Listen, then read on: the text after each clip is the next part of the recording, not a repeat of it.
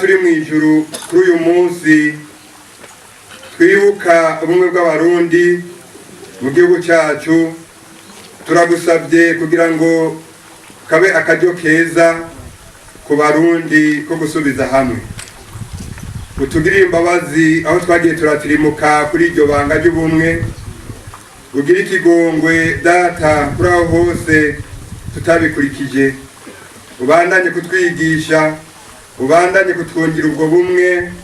Abarundi bumve yuko Uburundi ari ingobyi iduhetse twese.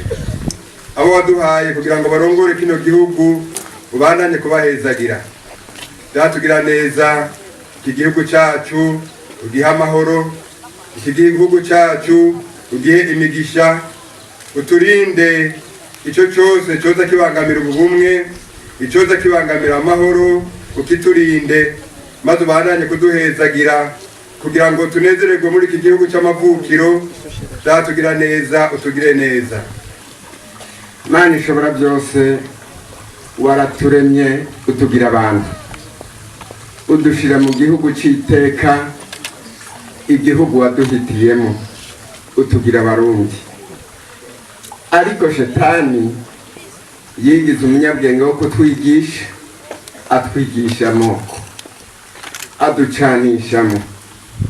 Twarabihinyuye, dushinga ubumwe, turabwumvikana ko ngo buje mu ngiro, ariko ntibadukundiye Mana, bagumye baducanishamo.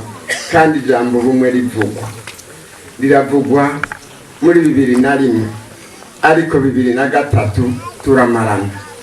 Riravugwa muri 2015, ariko turamarana. None gamana bibandanye uko, turakwinginze rero Mana ishobora byose, uno mwaka uri hejuru, iyi tariki iri hejuru, igihugu cyose babyumve, nawe ubihezagire. Abarundi bamenye ko atakubandanya guhendana, atakubandanya guhenda.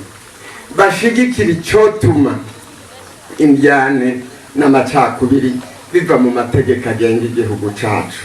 Kuko Mana n'umutego baduteze ngo ibyo dukora byose tubikorere ku moko. Baduteyemo twe watugize abarundi, maze Mana udufashe amategeko abarundi bayahinyanyura.